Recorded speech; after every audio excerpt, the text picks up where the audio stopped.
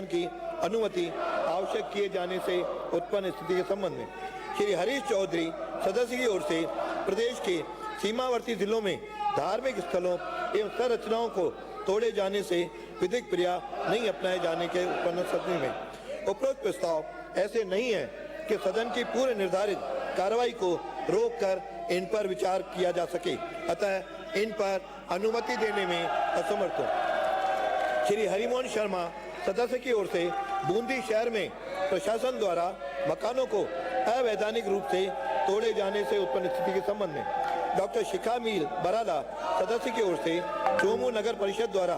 की जा रही अनियमितताओं से आमजन को हो रही परेशानी से उत्पन्न स्थिति के संबंध में श्री चंद्रभान सिंह चौहान सदस्य की ओर से मेवाड़ में आबकारी विभाग द्वारा डोडा चूरे के उत्पादकों से विगत 8 वर्षों का लेखा मांगे जाने से उत्पन्न स्थिति के संबंध में श्री पूसाराम गोदरा सदस्य की ओर से चूरू जिले में किसानों को डीएपी एवं यूरिया की कमी से उत्पन्न स्थिति के संबंध में उपरोक्त प्रस्ताव भी ऐसे नहीं है कि सदन की पूर्व निर्धारित कार्रवाई को रोककर इन पर विचार किया जाए, अतः अनुमति देने में असमर्थ हो। फिर भी माननीय सदस्य हरिमोहन शर्मा, डॉक्टर शिकामील बराला, श्री चंद्रभान सिंह चौहान एवं श्री पूसाराम गोदारा को उनके प्रस्ताव की विषय वस्तु पर 2-2 मिनट बोलने की अनुमति होगी। प्रक्रिया के नियम 295 के अंतर्गत प्राप्त सूचनाएं श्री डूंगराम गेदर सदस्य की ओर से श्री गंगानगर हनुमानगढ़ क्षेत्र के किसानों को सिंचाई हेतु पर्याप्त जल उपलब्ध करवाए जाने के संबंध में श्री रविंद्र सिंह भाटी सदस्य की ओर से प्रदेश में समान ग्रेड के सभी सरकारी भर्तियों में साक्षात्कार की अनिवार्यता समाप्त किए जाने के संबंध में श्री बहादुर सिंह सदस्य की ओर से वैर विधानसभा क्षेत्र में फूड प्रोसेसिंग पार्क की स्थापना किए जाने के संबंध में श्री संजीव कुमार सदस्य की ओर से किसानों को पर्याप्त मात्रा में उर्वरक आपूर्ति हेतु भादरा में ट्रैक बिंदु स्वीकृत करवाए जाने के संबंध में श्री लादूलाल पितलिया सदस्य की ओर से विधानसभा क्षेत्र सहाड़ा के रियासतकालीन रायपुर दुर्ग में समुदाय विशेष द्वारा किए गए अतिक्रमण को हटाए जाने के संबंध में डॉक्टर रितु भानावत सदस्य की ओर से विधानसभा क्षेत्र बयाना में सड़कों एवं पुलियाओं का निर्माण करवाए जाने के संबंध में श्री अमित चाचाण सदस्य की ओर से विधानसभा क्षेत्र नोहर के ग्रामीण क्षेत्र में मिसिंग लिंक सड़कों का निर्माण करवाए जाने के संबंध में श्री सुखवंत सिंह सदस्य की ओर से विधानसभा क्षेत्र रामगढ़ में जल जीवन मिशन के कार्य पूर्ण नहीं किए जाने से उत्पन्न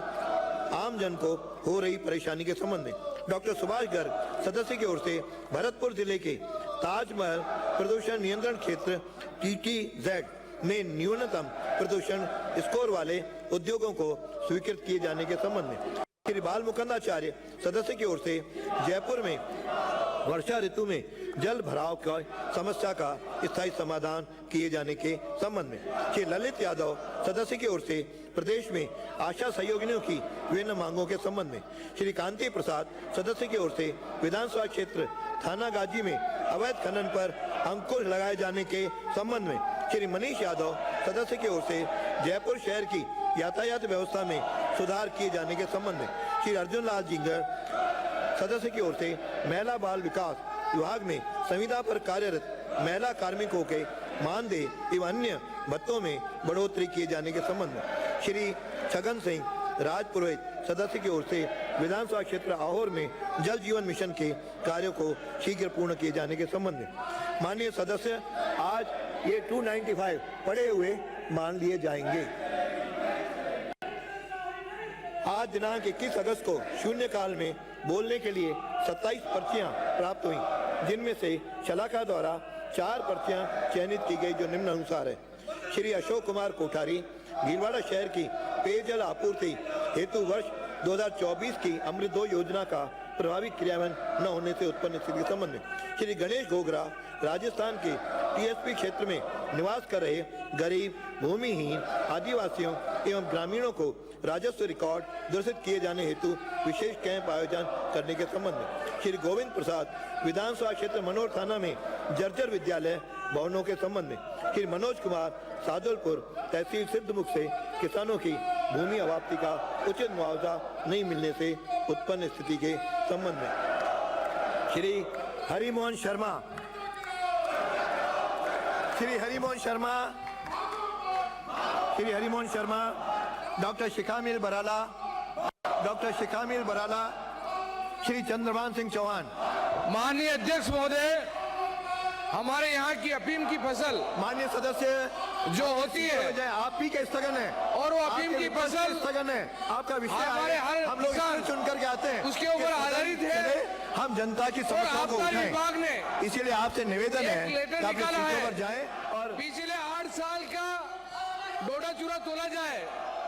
उसके अलावा किसान ने भव्य आंदोलन चित्तौड़गढ़ में किया, हजारों की तादाद में धरना प्रदर्शन भी किया, ज्ञापन भी किया है। किसानों की मजबूरी है, कोई भी डोडा चूरा 6 महीने में खत्म हो जाता है, तो 6 साल का 8 साल का डोडा चूरा किसान कहां से देगा, कैसे देगा? किसान हमारा ईमानदार है। किसानों ने वो डोडा चूरा खेतों में जला दिया है और खेतों में डालकर उसको डस्ट कर दिया गया है। पुराना डोडा चूरा कुछ बचा नहीं है। अगर सरकार उस डोडा चूरा को तोड़ना चाहती है तो किसानों को कम से कम 1000 रुपए किलो दे, और जब भी अफीम तुले उसके साथ साथ उस डोडा चूरे को अगर तोल देती है सरकार, तो किसानों को नुकसान नहीं होगा, क्योंकि किसान लोग उस डोडे चूरे में निर्भर है। उस अफीम काश्तकार काफी दुखे हैं। हमारे किसान का चोर नहीं है, डाकू नहीं है, बदमाश नहीं है, पर मैं सरकार से रिक्वेस्ट करता हूं कि हम यहाँ आकर के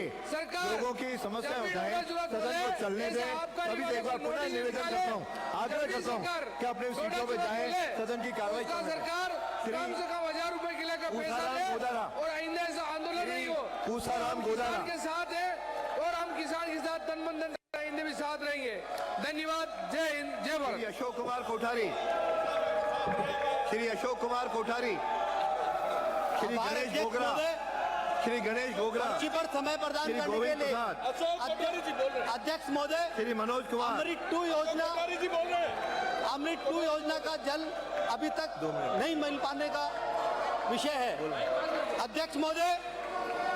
अमृत 2 योजना केंद्र सरकार की बहुत महत्वपूर्ण योजना है और उस महत्वपूर्ण योजना 2023 में आ चुकी थी और उसकी वित्तीय स्वीकृति और टेक्निकल स्वीकृति भी हो चुकी थी। उसके बावजूद भी पिछली सरकार ने उसका डीपीआर सही न बनाना और निजी कॉलोनी को न जोड़ना, ये मुख्य वजह रही। उसके बाद वर्तमान सरकार ने आने के बाद माननीय मुख्यमंत्री जी ने निजी कॉलोनी को जोड़ा और डीपीआर भी बन चुकी थी 2024 दिसंबर को। उसकी टेक्निकल स्वीकृति और फाइनेंशियल स्वीकृति भी 2025 अप्रैल में हो चुकी थी। उसके बावजूद भी 16 माह हो जाने के बाद भी अभी तक उस अमृत 2 योजना का प्रोजेक्ट का शुरू न होना और उसकी वजह से 120 कॉलोनियां, भिलवाड़ा की निजी कॉलोनियां और स्थानीय जितने भी परिवार हैं उन सबको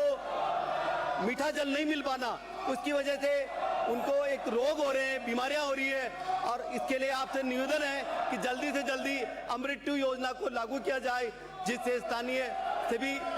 कॉलोनी वासी को जल मिल सके। श्री धन्यवाद। जय हिंद, जय भारत। गणेश गोगरा, श्री गणेश गोगरा, श्री गोविंद प्रसाद, श्री गोविंद प्रसाद, माननीय अध्यक्ष महोदय, मनोज कुमार, आपने मुझे परिचय के माध्यम से बोलने का मौका दिया, बहुत बहुत धन्यवाद। माननीय अध्यक्ष महोदय, मेरी विधानसभा मनोर थाना में जो पिपलोदी हादसे के बाद राज्य सरकार ने संज्ञान लेकर उन्होंने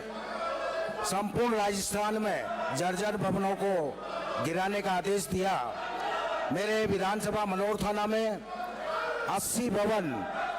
ब्लॉक मनोर थाना और 85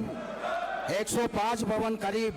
ब्लॉक अकलेरा में जर्जर भवन गिराए गए और सरकार द्वारा कुछ भवनों को तो स्वीकृति दे दी गई है, परंतु कुछ भवन अभी भी अधूरे हैं। तो उन भवनों को जल्दी से जल्दी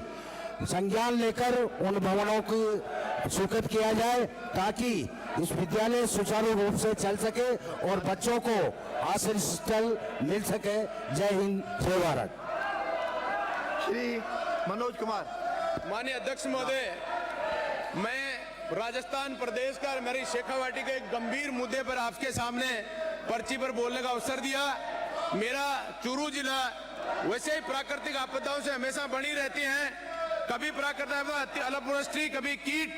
और कभी अब गोजालट के कारण किसान बड़ा परेशान है। लेकिन सरकार ने भी किसान के प्रति अन्याय करने का, छल कपट करने का एक षड्यंत्र रचा। आपने यमुना जल समझौते के नाम से इस प्रदेश को